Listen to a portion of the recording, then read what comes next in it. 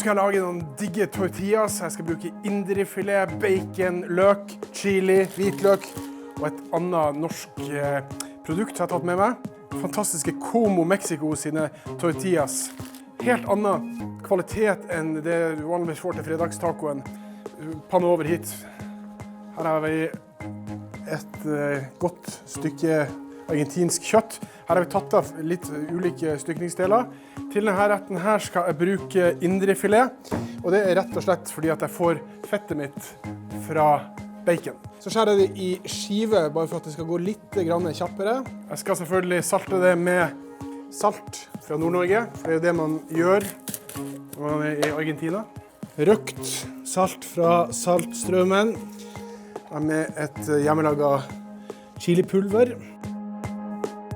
Så skal jeg ha litt løk, hvitløk og chili, sammen med litt finkuttet bacon som jeg skal steke i panne. Hvitløk.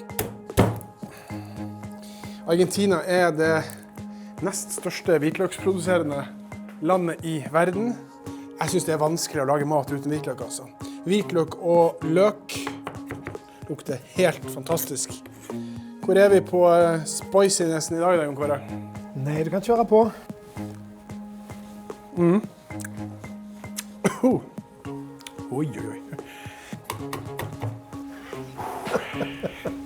Så skal vi ha litt bacon. Tar du alt oppi på en gang? Det gjør jeg. Enkelt og greit. Sånt liker i hvert fall jeg. Jeg kunne selvfølgelig ha sprøstekt bacon, men jeg skal smelte fettet og hele greia.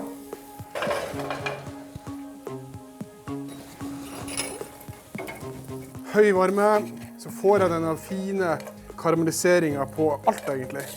Det er helt fantastisk. For å få litt sødme i dette her, så skal jeg ha mangobiter i. Ikke for finkappa, du vil liksom ha noen gode chunks med mango. Det er midt i tomatsesongen her i Argentina. Så jeg skal lage meg en liten kjapp salsa. Hva trenger man når man skal lage en liten kjappe salsa?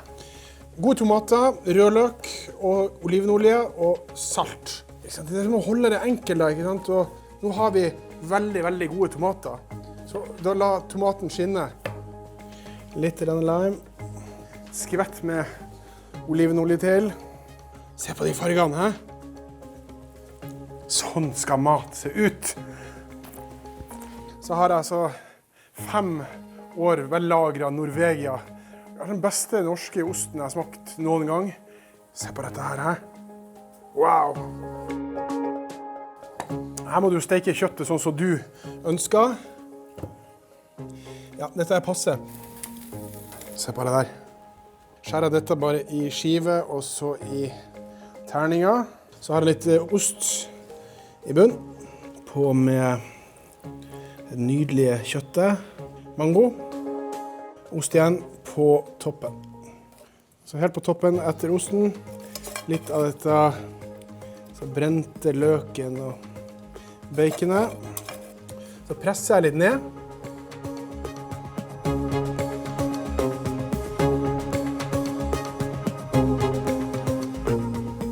Spennende. Jeg var veldig spent på hva som kunne passe til denne retten her. Ja, altså det som vi har fokus på her er faktisk ikke biffen og ikke osten som er, men så litt mangoen, friskhet. Chardonnay fra Catena, det er deres High Mountain Wines. Å Gud, og den brente delen også, vet du. Slett ikke verst, altså. Nei, jeg synes det funker godt, jeg. Det er litt grann eik, men den er veldig godt integrert. Ja, den gir litt vaniljesmak, rensker godt opp i munnen. Ja, gjør det. Og en ny fantastisk rett, Finn Erik. Ja, well done med vinpairing. Takk skal du ha. I alle vinproduserende land er variasjon i både stil, teknikk og filosofi stor fra produsent til produsent. For å få bedre oversikt over situasjonen i Argentina, stikker vi innom en vingård med virkelig lange røtter. Escorihuela started in 1884. It's the oldest winery here in Argentina. We produce per year 20 million of bottles. Now we have a beautiful red. Yes, Malbec from El Cepillo, organic vineyard. The grapes more important, I think it's our Malbec. It's a vineyard from high altitude. Man merker at vinene til Gascon biodynamisk, ja nesten som naturviner, spesielt på duft. Det en slags råhet over slike viner som noen elsker, mens andre mer skeptisk til. Som husvinene til kjøttrestauranten 1884 de jo skapt for mat og spesielt grillmat. Men de trenger nok noen år i kjelleren for at de virkelig skal få satt seg. Med over 2000 vingårder og begrenset med tid en god måte å skaffe seg oversikt på en av de mange vinbutikkene i byen. Her kan du plukke, smake og finne noen favoritter å ta med hjem. Det hardt arbeid å drikke vin, skal jeg si dere. Men noen må jo gjøre det. En av fordelene med Mendozas beliggenhet at alle i praksis økologisk. Så høyt oppe som vi nå, trives ikke skadedyr, og dermed slipper man kjemikalier. Og det veldig bra. Når Argentina skulle skifte fra kvantitet til kvalitet, så hentet de jo inspirasjon fra USA og fikk hjelp fra amerikanske vinbønder. Og en annen ting de har fått med seg fra USA, det at de skriver alltid druer på labelen. For i USA så det ofte druer som selger mer enn sånn som i Europa, der det ofte vinmarker. Og akkurat på denne vinen så virker det som de har fått enda mer med seg fra USA. En sånn Batman-aktig Kaptein Malbec-type. Ikke hørt om den superhelten. Jeg kan sikkert drikke masse vin. Av alt vi smaker det viner gjort på Malbec og Chardonnay-druen som virkelig står ut. Og det vi også merker oss at de beste vinene utelukkende kommer fra de høyestliggende vinmarkene. Daniela, can you tell me a little bit about what are you doing here? Well, this is the facility of the Catena Institute of Wine where we do all the research. I'm an agronomist. I'm doing a PhD studying how soils influence Malbec plants in our high-altitude vineyard at 1,500 meters above sea level. What is about the grapes and the wines, and if people tell them different or not. Hva skjer med Malbec-druen når man dyrker den i 1500-1600 meters høyde? Hvordan påvirker ulikt jordsmonn smaken under disse forholdene? Og hvilke mikroorganismer lever her? Dette noen av hovedpunktene til Catena Institute of Wine. I samarbeid med flere universiteter i USA jobber forskere med å besvare disse spørsmålene. Og alt dette for at denne unike Malbecen herfra skal bli verdens beste. We actually want to know which parcels are different from each other and which of them are consistent over time. In the beginning it was a lot of acidity. This is from the deep soils. Deep soil? Yes. And from the shallow soils, more wines are more rich and concentrated because plants have to struggle a lot to get nutrients and water from these soils compared to these other ones. Gjennom mange år har vi besøkt vingårder over hele verden, og aldri før har vi sett denne type tilnærming til vinmaking. At terroir, eller jordsmonnet, viktig for smaken, visste vi. Men ved å se det på denne måten, skjønner vi at det mye mer komplekst. So this is like your laboratory. Yes, well, in a way, yes, it is. So instead of the little glasses, you have these. It's more fun. It's more fun, yes. Yes, actually. So all these are they from the same places or different kind of soils and stuff? Well, it depends. In my case, for instance, we have like 5 of them from one kind of soil, 5 of them from the other. So we need repetibility in order to get consistency in science. Hemmeligheten til de beste vinene herfra ligger altså i høyden. Og vi skal nå bli med Laura opp i Andesfjellene til hennes beste og høyestliggende vinmark. På veien passerer vi Cristo del Rey, statuen av Jesus som vokter over Tupungato-dalen.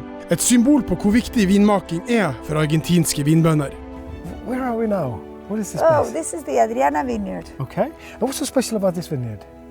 Well, the Adriana Vineyard was the first very extreme high-altitude place where my father planted. Okay. In fact, how high are we now?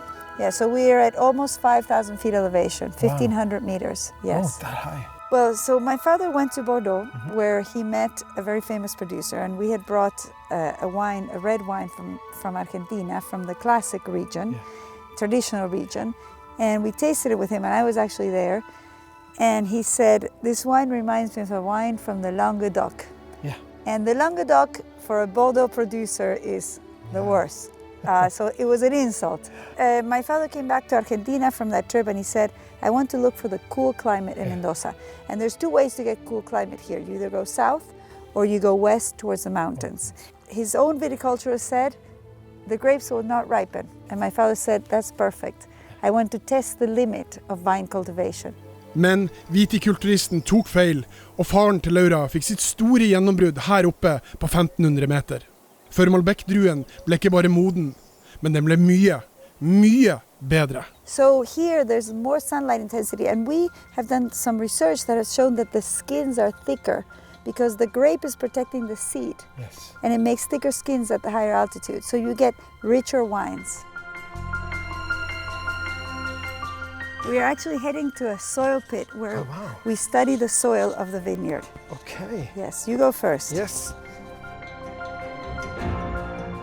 So what are we seeing, looking at? Okay, so these are alluvial soils, so as the glaciers melt, they leave these stones, and here up in the altitude they're the heavier stones. And these are stones covered in limestone, in calcareous deposits. See, it's calcium, it's white. Yeah. And these soils retain a little bit of moisture and microbes. Okay. And so they are considered very good soils for a well-balanced vine. And you can see how the roots go all the way down here. These are the roots. And These are the vines, actually, the roots yes, from the vines. Yeah. and plants that are well adapted to their terroir make deep roots, and older vines like these vines also make deeper roots, and this is important for absorbing nutrients, for creating good flavors. Looking at this, you kind of get the feeling that you understand the wine much more when you see how it's like this. Yes. The elevation has different effects over the fruit, over the vineyard. One of them is the temperature, right? You go up 100 meters and it's 1 degree Celsius less. And the other effect that is very important is the sunlight intensity. When you go higher in elevation, you get more sunlight intensity because there is less atmosphere. And then, as a defense for this sunlight, the grapes produce a thicker skin. And for example, for Malbec, you know, in the skin you have the color, the tannins, most of the aromatics come from the skin of the grape. And with a thicker skin, with more cells, then you have wines with more concentration, more structure. Again, wines that can be aged for longer time.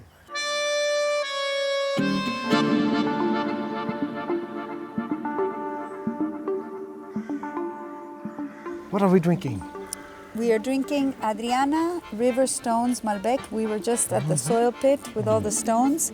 And this Malbec is very, very concentrated, very textured, but also extremely smooth. Oh, I can feel the smoothness. Right? Perfect with food, right? Oh, there's lunch. Buen día, Laureano. Gracias por las empanadas, ¿no? A ver, ¿son de carne? So this is a meat empanada, and you know there's a lot of nice lard in the dough, and that plus the meat and the juices is fantastic with Malbec. It's a very good pairing. And do you know which is my father's favorite food in the world? Empanadas? Meat empanadas. Of course. And you know, my father is quite slim and he doesn't ever eat or drink too much, but when he is given empanadas, he can eat 25. Imagine eating, and he has no problem. No. And the wine is just superb with it.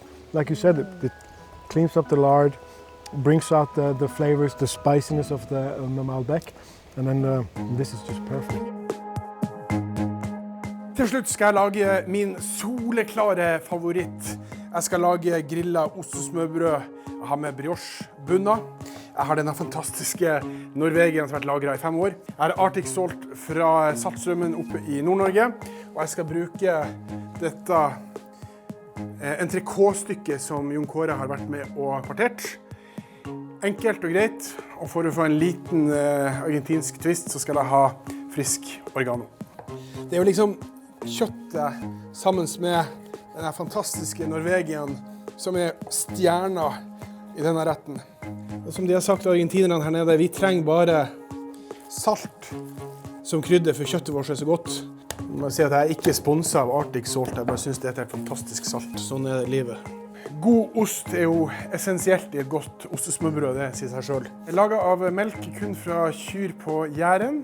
Vellagret Norvegia får du, jeg tror det er sånn 2- og 3-årsvarianter. De er også ganske gode, men dette her er noe helt annet, altså. I smøret som er smeltet rolig, så finnes det litt sånne melkeproteiner nederst. Det blir selvfølgelig noe smør også, men det gir en ekstra sånn digg saltsmak til det hele. Da steker vi kjøtt. entrecôte, vet du, har en fantastisk god marmorering. Så tar jeg den tørre siden opp. Jeg har jo marinert disse her i smør, for sikkerhets skyld. Litt grann ost. Så har vi igjen ost på toppen. Prøv å ha sånn medium varme. Kan du komme og spise osterester mens jeg rydder, Jon Kåre? Det er noe superenkelt og fantastisk rustikt med grillet ostesmørbrød. Så har jeg finkuttet litt oregano. Hør.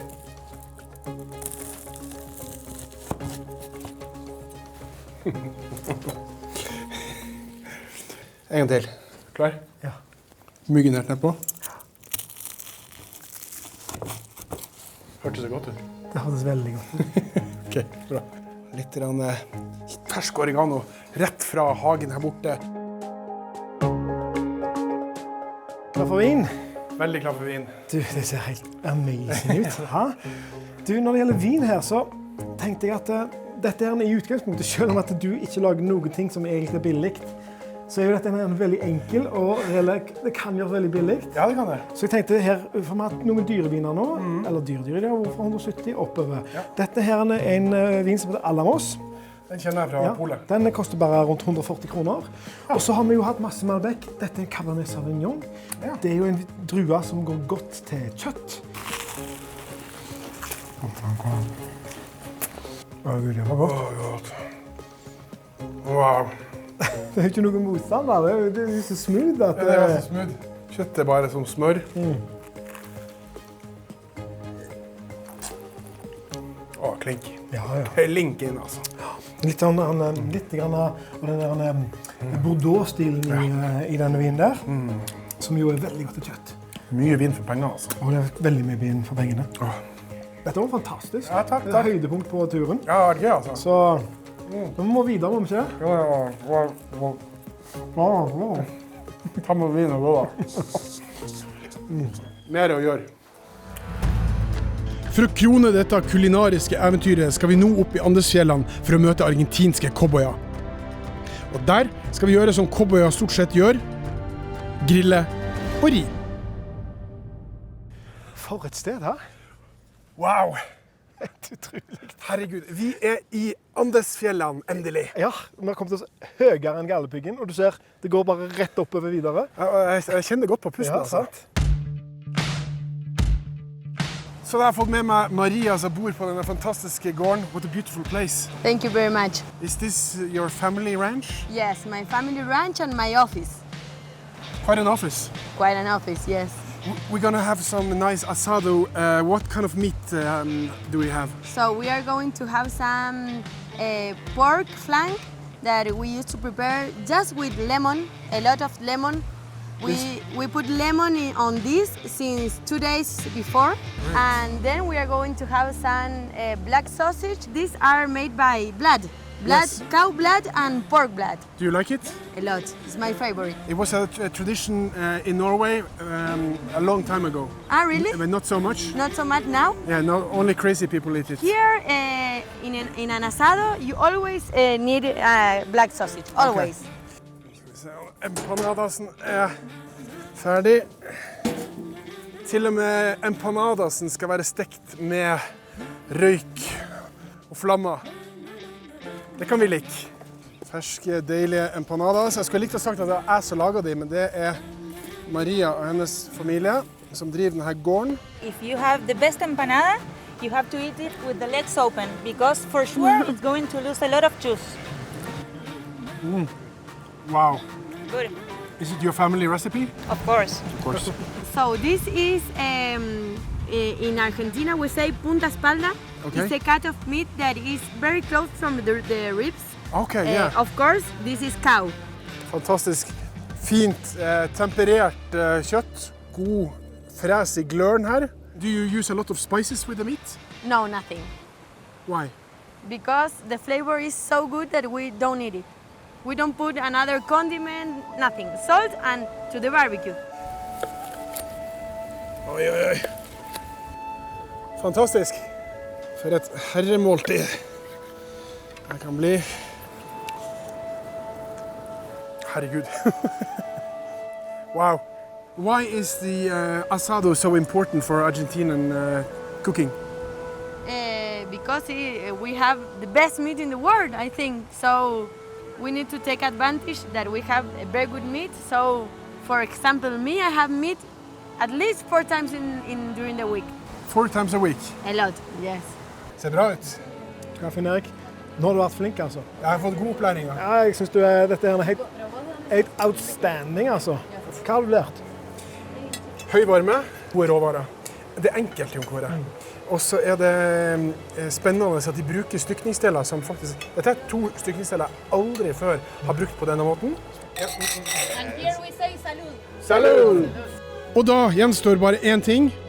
Få Jon Kåre opp på en hest og avslutte på en fjelltopp. Hvor mye erfaring har du med hester? Du, når jeg var yngre, så ridde jeg litt på islandshester på Fretun forbi Skudenes. Så det... Flott, da ønsker vi Jon Kåre lykke til. Du da? Nå må vi filme dette.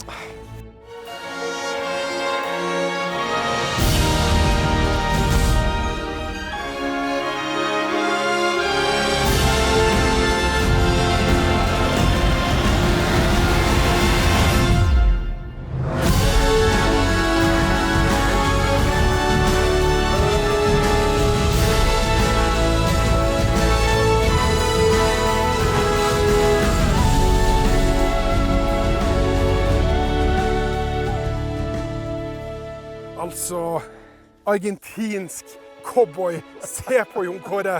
Det var litt av en ridetur. Ja, det var noe av det mest spektakulære jeg har vært med på. Det var helt fantastisk. Fått en ny hatt? Ja, jeg har vært misunnelig på deg nå i alle år, så endelig har jeg fått hatt deg også. Det er en ekte gaucho-hatt, så nå er du altså fullbefaren ekte argentinsk cowboy. Ja, jeg vet ikke helt om jeg tør å si det ennå, men jeg er på god vei. Ja, jeg synes og det var en av de største opplevelsene på denne turen her. Men du da, Finn Erik, hva husker du fra denne turen? Vet du hva? Det har vært et fantastisk eventyr, mange høydepunkter, men jeg kommer alltid til å huske det første kjøttstykket, den første kjøttbiten som jeg smakte en entrecôte på Francis Malmann sin restaurant. Enn du da, Jon Kåre, hva er ditt høydepunkt? Nei, for meg så var det når vi var med Laura Cantena ned i den gropa. Fikk se under vinrankene, se hvor røttene kom, så alle steinene. Det var helt fantastisk. Ja, det var liksom komme ned i terroiret. Ja, virkelig. Ja. Vi har jo snakket så mye om terroir, vet du. I alle land vi har reist, alle vinland, alle snakker terroir. Her fikk vi se det. Ja. Det har vært et fantastisk eventyr. Håper dere har kost dere. Ja, og så håper jeg at folk benytter anledning til å komme seg ned her til Argentina. Gjør noe annet enn se fotball, komme seg ut, spise masse god mat og drikke masse god vin. Fantastisk. Tusen takk for følget.